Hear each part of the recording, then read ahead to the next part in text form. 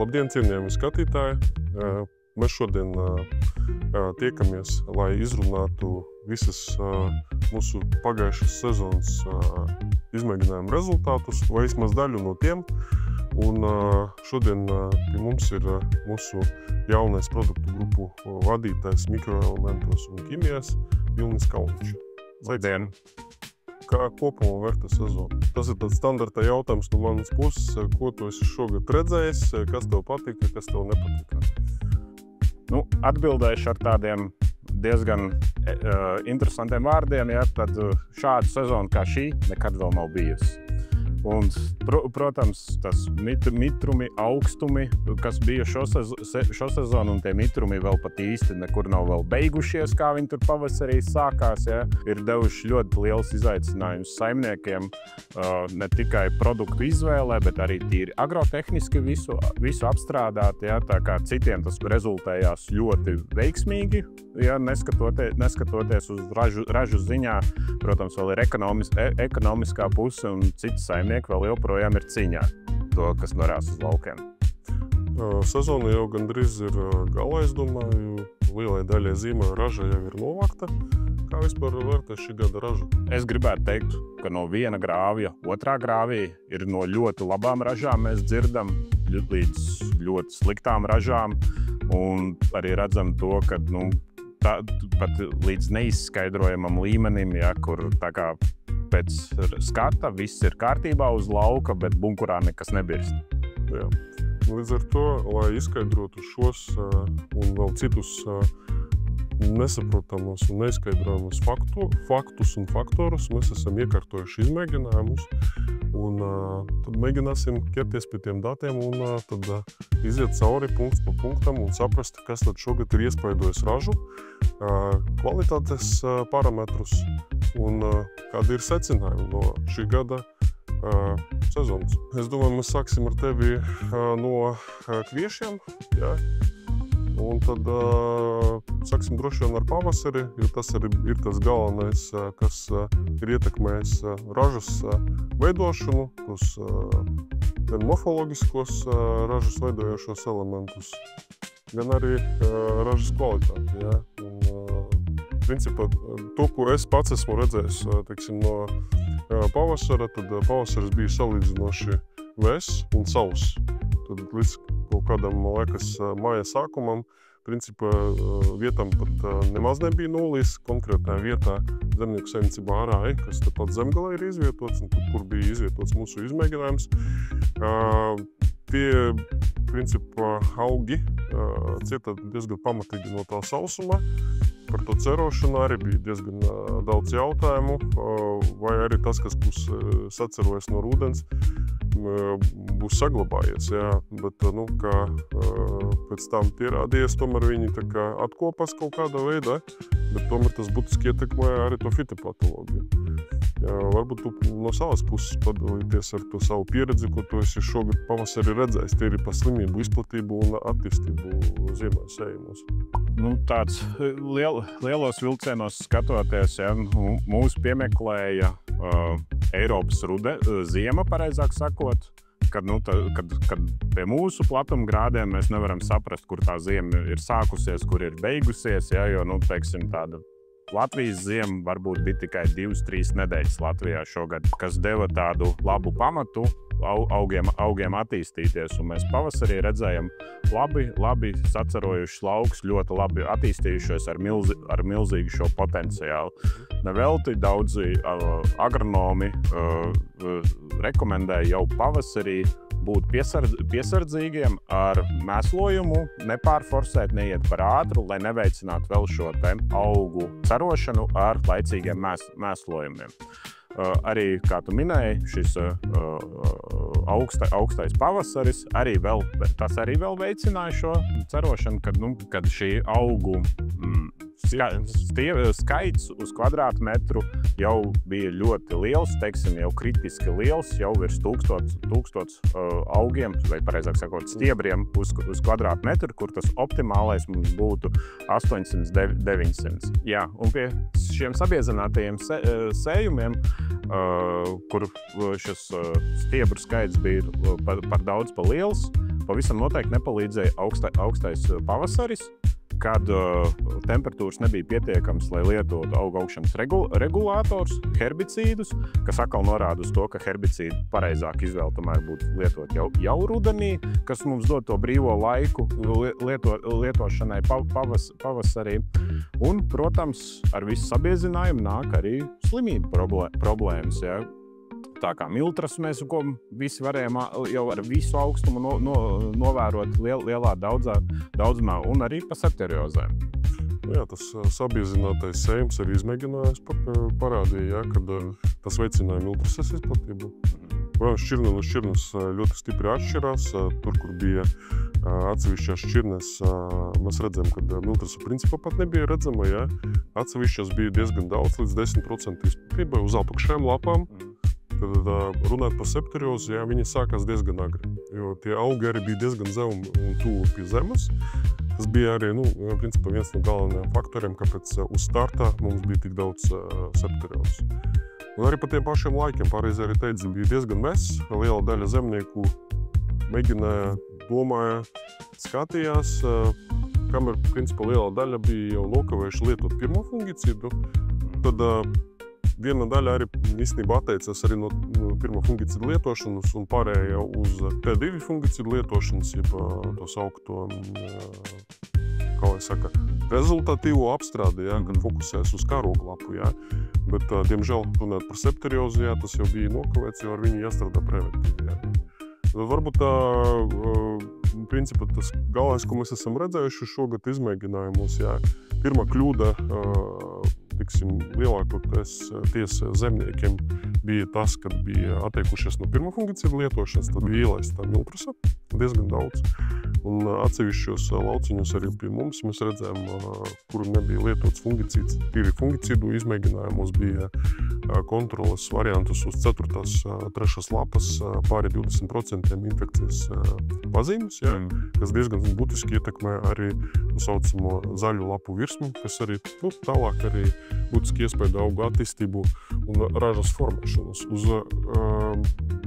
kontroles lauciņa 75. fāzē tuvu piengatavībai mēs esam redzējuši arī, kad septerioze bija pāri 60%, ja, kas arī būtiski ietekmē un zinot to, kad principā mums ražu veido pārsvarā karoglāpa, otrā lapa un pati varpa. Tad, ja mēs tur esam zaudējuši virs 60% zaļu lapu virsmu, tad principā arī tā raža tiek ietekmēta būtiski. Tieši tā. Līdz ar to tā starpība starp apstrādāto un neapstrādāto ražas ziņa ir diezgan būtiska. Un vietām var pārsniegt arī pat 12 līdz 15%. Jā. Tas skaidrs. Pastāsti no savas pieredzes, ko tu esi šogad redzējis, ja mēs skatāmies tīri uz karoglapu. Kādi bija tie labākie risinājumi, tavuprāt, kas varēja uzlabot visu situāciju, ņemot vērā to, ka šogad ir septeriozes gads?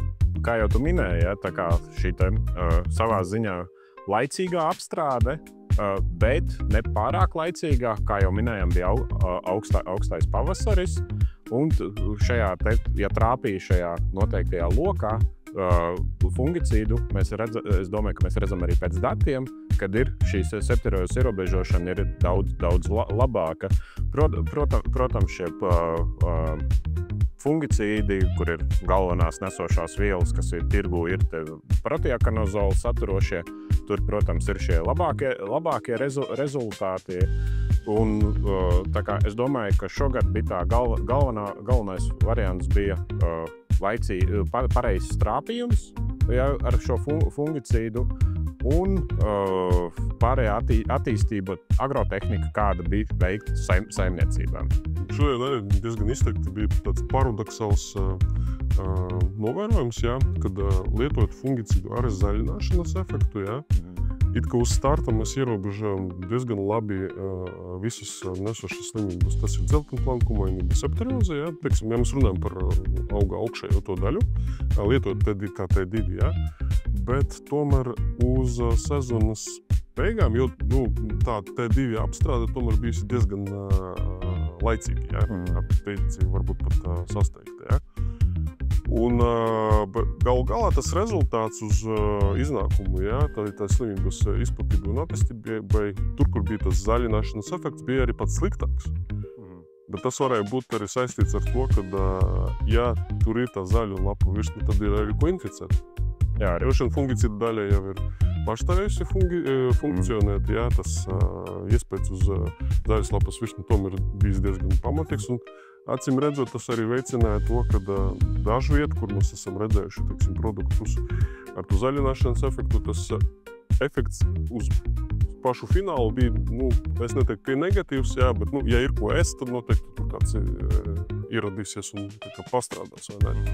Kāds ir tavs viedoklis? Vai varbūt apstākļos, kur ir tāds ļoti liels spiediens no slimībām, vai tas zaļums ir tik vajadzīgs? Varbūt ir jāļauj augam pašam, kā saka, nogatavoties un neveicināt to papildu zaļināšanu. Kāds ir tavs viedoklis? Jo es pēc tam pieķeršos arī pie ražas datiem. Yes. Nē, šobrīd ir, teiksim, pēc tāda vidējās sezonas, protams, vienmēr ir zaļums, ilgāk zaļš, lielāks ražas pieaugums. Tas ir tāds pamatlietas agronomijā un visi uz to cenšas un iet, ja, teiksim, tāds. Un uz to mēs veicinam, ja, bet katrs gads rāda savus rezultātus, ja, un varbūt pēc šī gada rezultātiem šī varbūt nebija tā pareizākā izvēle. Ja. Bet mēs nezinām, kāds būs nākamais gads, un savās izvēlēs mēs, protams, varam izdarīt kaut kādas secinājumus un novērojumus priekš nākamajām sezonām. Jo, teiksim, tāpatās arī, es domāju, ka daudz saimnieki arī šogad apmulsa, īpaši agri pavasarī, kad bija augsts, pie tiem stresiem, kas bija augiem, arī pie tām slimību pazīmēm, kad arī man runājoties ar mūsu sadarbības partneriem Lapcu, ja, kur arī teica, ka tas ir ļoti liels izaicinājums konstatēt slimību atpazīt šajos izmēģinājumos. Ja. Tā kā kas man patīk, ir tas, kad ir šie izmēģinājumi, uz kuru datiem mēs varam balstīties un pieņemt arī turpmāko sezonu šos rādītājus, darbības. Jā, vienīgais tāds, es domāju, apkopojušais secinājums no manas puses pēc šīs sezonas, kas ir, es domāju, jau pierādījies jau vairākus gadus. Ja mēs strādājam, teiksim, ar ļoti intensīvu augu maiņu, kad mums seko kvieši pēc kviešiem, ja, tad pieļaut to, kad uz iepriekšējā gada, kā lai saka, sējuma izveidojas tāds diezgan pamatīgs infekcijas materiāla daudzums, ja, tas nebūtu pieļaujams. Ja, un tad līdz ar to mākslīgi pagarināt varbūt to zaļumu.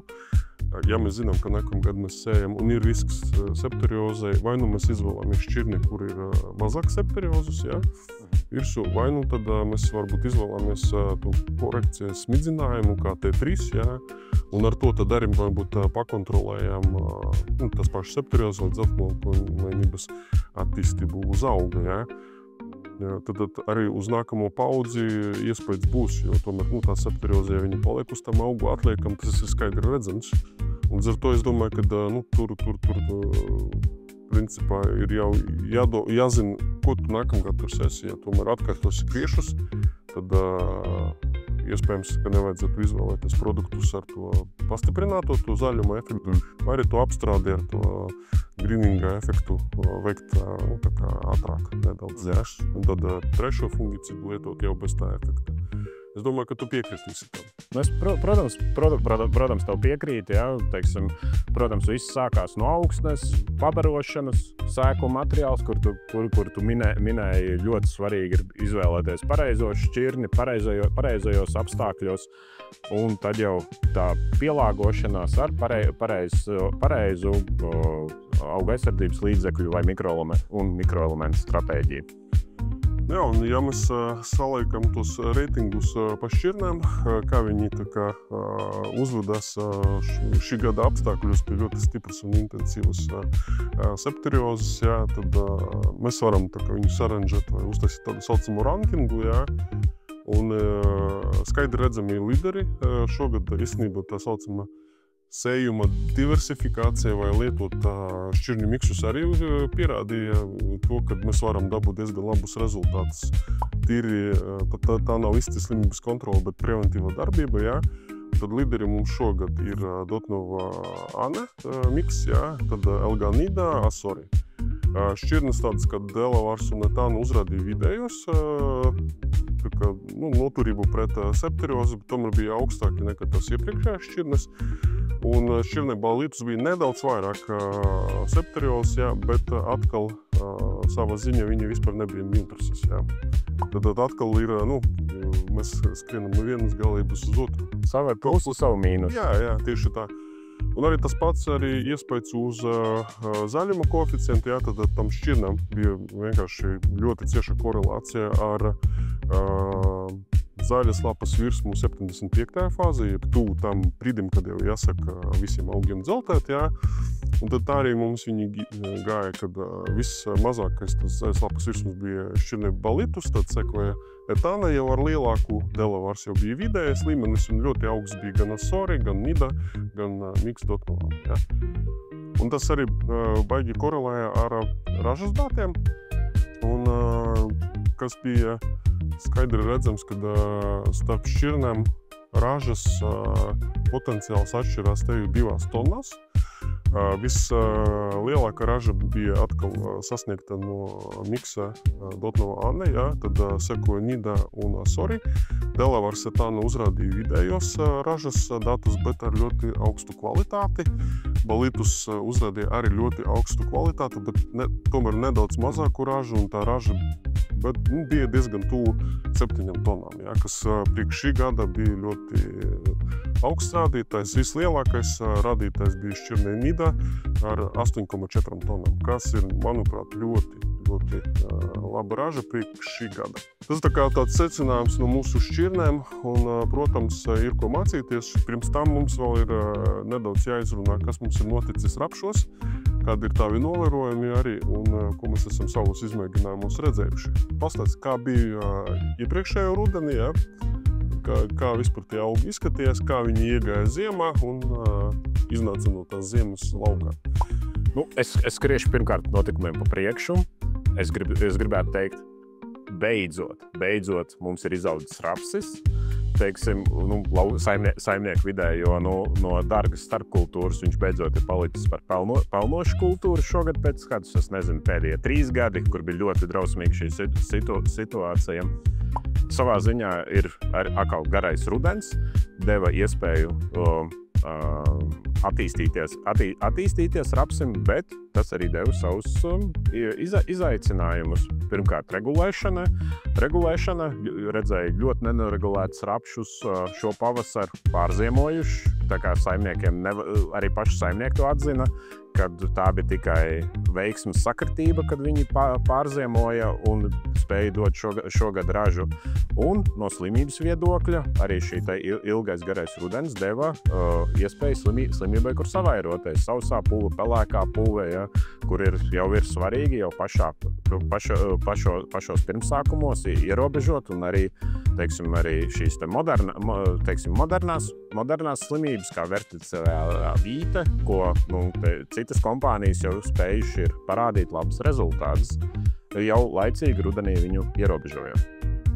Kā ir ar sauso pulvu, fomozi? Viņa, protams, inficējās garos, siltos rudeņos, tāds kāds bija pagājuši gadu. Principā viņi sāk jau no agra rudens, jā, un tad visas vasaras vai sezonas garumā. Jā, runājot par tām šķirnēm un viņu noturībām pret slimībām, protams, arī mums bija izmēģinājums, kuros mēs esam pārbaudījuši mūsu šķirņu noturību pret noteiktām slimībām. Šogad bija ļoti daudz fomozas, jeb kruziešu sausapo, jā. To, ko mēs esam novērojuši, jā, tad, kur noteikti vajadzētu jau no rudens būs nedaudz padomāt par fungicīdu lietošanu. Tas ir, protams, šķirnē lidimito, jā. Bija diezgan liela izplatība ar pelēko pulvu jau, tas novērtējums tika veikts sezonas vidū. Diezgan augsts rādītājs bija ar šķirnei Januš un Lauros, arī tas pats INV 1266 Queerfield šķirnē. Viņai arī bija salīdzinoši tādi augsti izplatības riski konkrētai slimībai. Šķirnes, DK Exigent, arī līnijas šķirnē Ilona un LG Reti bija vidē slimības līmenī, attīstība bija līdz 22%, ja mēs salīdzinām, teiksim, pret 50%, kas bija mums iepriekš minētājas šķirnēs, jā. Un, protams, līderi šajā ziņā mums ir, protams, šķirnes dominators un INV 1310 ar vismazāko. Protams, tas ir viens gads, jā, kur mēs izvērtējam arī slimības intensitāti un izplatību uz konkrētām šķirnēm. Secinājumi mums ir, jā, un arī tie dati būs apkopoti un nopublicēti. Līdz ar to jūs varēsiet pielāgot savas augu aizsardzības schēmas diezgan laicīgi. Pēc būtības viss sākas no rudens, jā, un tad tu jau varēsi vairāk pastāstīt, kā atrisināt to dilēmu regulators ar fungicīdu vai regulators bez fungicīdu. Kāds ir tavs viedoklis? Selekcionāri saka, mums nekas neslimo, mums viss ir labi. Bet ko saka spečuki no tirgus? Nu, spečuki no tirgus, agronomi, saimnieki saka to, ka ir acīm redzam, ka tikai regulators tas neatrisina visas problēmas, tas atrisina tikai daļu problēmas. Kā jau iepriekš minēju, pa fomozi, ja viņa inficējās rudenī, ja viņa ir iekšā, tad tur vairs neko nevar izdarīt pavasarī. Un tāpēc ir nepieciešams jau šī laicīgi, tieši tāpatās kā ar insekticīdiem, ja, ka nevelti mums ir piedāvājumā ar luminoposu šī sēkla, ja, kas jau sāk jau pie jau dīkšanas laikā, jau ir klāt šīs te darbīgā viela, kas ierobežo šos insektus, jo, nu, kā mēs zinām, nevienmēr ir, mēs varam trāpīt ar šiem te laikiem, kad izlido insekti, lai viņus ierobežotu. Un tāpēc tas mans aicinājums ir lietot tādas sabalansētas schēmas, kur gan regulators ir, gan fungicīds ir, kā risinājums ir iekšā. Un, protams, ir svarīgi noregulēt un noregulēt ar labiem produktiem, bet arī padomāt tieši par šo fungicīdu pusi un tad pavasarī atgriezties, pieņemt šo lēmumu, kādu regulātoru vai fungicīdu arī pavasarī izmantot. Jo vēsturiski vislielākie postījumi, protams, mums ir tas baltas pūles, jā, bet pelēka pūle, viņa spēja inficēt, principā, visu to rapša attīstības periodu, kad viņam ir ļoti sulīgs stiebrs, kad vēl nav pārkokstējies. Protams, viņi nonāk tur ar dažādiem ceļiem, jā, gan ar kukaiņu palīdzību, kas tur kaut ko pabojā, jā, ar saviem sucēduriem, mutes orgāniem, un pēc tam tur kaut kas tur ieperinās, jā. Bet vienmēr izvēloties augu aizsardzības schēmu, tas arī kas šogad pierādījies, jā, ir jāizvairās no tā saucamo lietu sarga efekta. Lietu sarga efekts mēs visi principā vienmēr rekomendējam fungicīdus lietot diezgan vēlu jau pa ziedēšanas fāzi, jā, bet mēs nevaram nokļūt līdz tai vietai, kur tā fomoza vai pelēka pūle dzīvojas, vai sausapūle. Līdz ar to jāsaka strādāt preventīvi un gudri. Tieši tā. Un jāmāk pielāgoties laikapstākļiem, ja, nu, skatīsimies, kāda nākamā sezona būs un kādas izaicinājumus viņi mums dos jau. Bet arī neskatoties, teiksim, uz diezgan lielu slimības izplatību, teiksim, vienai no mūsu šķirnē Līda Invicto, ja, kas ir principā selekcionēta priekš vairāk tādām dienvidu valstīm, ja, bet arī labi sevi uzrādījuši šogad raža ziņa, sasniedzot 3,6 tonnas no hektāra. Tas tradicionālākas šķirnes, kas ir mūsu portfoļā, kas tiek diezgan bieži izmantotas sējumos vai sējai, ja? Tad tas ir tas pats INV 1266, no Clearfieldiem, ja mēs runājam, tas pats dominators, ja? Šogad uzrādīja diezgan augstus ražas datus, tas ir no 3,2 līdz 2,9 tonnām izmēģinājumos.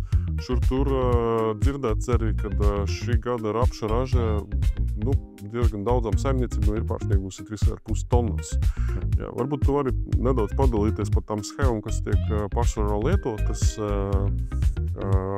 zemnieku saimniecībās tādā tā kā ikdienas griezumā, un kas ir šogad sevi pierādījušas vislabāk. Tas ir regulators rudenī, regulators pavasarī, fungicīds. Kas tieši tavuprāt šogad ir iespaidojis tik augstu ražu? Jo vidēja raža šogad rapšos ir lielāka. Es domāju, ka galvenais iespējas ir, protams, ir laikapstākļi, ka viņi bija piemēroti rapšu attīstībai.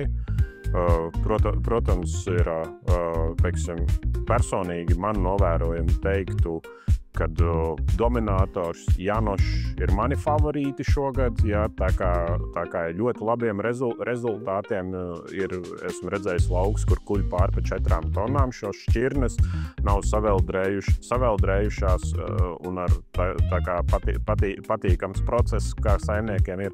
Protams, viennozīmīgi tā ir pilna schēma, jau no agra rudens jau ierobežot insektus, preventīvu pat bieži vien minot šos te, lai jau no rudens ierobežot, un tad arī, protams, pa sezonu šos insektus ierobežojot. Es domāju, ka pēdējos 3 gados tas jau ir mazais standarts rapsī, kur lietojot dažādus produktus, izmantojot gan sistēmas iedarbības, gan pieskar produktus, mainot ne tikai šos te brenda vārdus, bet arī darbīgās vielas, lai veicinātu efektivitāti. Un es domāju, ka pagājušajā gadā bija arī ļoti svarīgs šis sējas termiņš, kurš šobrīd sēžot ir viegli pateikt. Agri sējumi nebija tā pareizākā izvēle, ja? Tad, teiksim, tieši manuprāt, vēlīnāki sējumi parādīja labākus rezultātus. Un, protams, kā jau tu teici, standarts ir šīs baltās pūles ierobežošana. Es domāju, 99,9% saimnieki to dara savos laukos ziemas vasaras rapsiem. Nu, jā. Tad sējas termiņš, bet to mēs paredzēt īsti nevaram. Protams, mēs varam taisīt korekcijas ar regulatoriem, tad, ja mēs redzam, kad ir potenciāls tam, ka augs pāraugs, noteikti lietojam regulātori. Ja ir iespēja un finanses atļauj, noteikti jāpieliek ir uz starta jau droši vien kāds no fungicīdiem, vai jāņem tas regulātors, kam piemet arī fungicīda iedarbībā. Protams, protams, tas viss ir atkarīgs no finansēm. Jāpaskatās, jāpapēta šķirnes, tāpat arī kā kviešos. Ir šķirnes, kas ir noturīgāk, kas ir mazāk noturīgas, bet tas ir tikai logiski. Tu paļaujies ne tikai uz tiem saucamiem ražas potenciālajiem datiem, jo tie noteikti nāk no kontrolētajiem apstākļiem. Ja tu kādu no augu aizsardzības pasākumiem izņem ārā vai lauka no savas agrotehnikas, tad tas ražas potenciāls tā šķietami potenciāli ražīgākai šķirnē kritīsies, un viņš var nokristies diezgan pamatīgi. Jā. Arī mūsu dati šogad ir pierādījuši. Un arī nedrīkst aizmirst arī par to agro pavasari, kur, manuprāt, es domāju, rapsis ir daudz jūtīgāks nekā kvieši, kad tieši tas ārpus sakņu smidzinājums, mēslojuma smidzinājums ir tas bieži vien ir tas galvenais stimuls, kas viņam dod papildus spēku ātrai veiksmīgai attīstībai pavasarī. Un, teiksim, es pats esmu redzējis lauku, kurā, piemēram, ir arī izmantots rapsim jau no rudens, vēls sējums, rudens, Nando Experta šis produkts, šīs baktērijas, kas arī ir iedevuši tiešām labu efektu, lai veicinātu šo rapšu attīstību. Labi, tas bija no mūsu puses tāds mini apkopojums, precīzāki dati un apkopojumi sekos gan mūsu Facebook, gan mājaslapā. Uz ar to gaidām jūs uz nākamā gada sezonas izmēģinājumu skatēm, ko rīkos mūsu reģionālajie menedžeri. Brauciet līdz, piesakojiet mums un tiekamies uz lauka.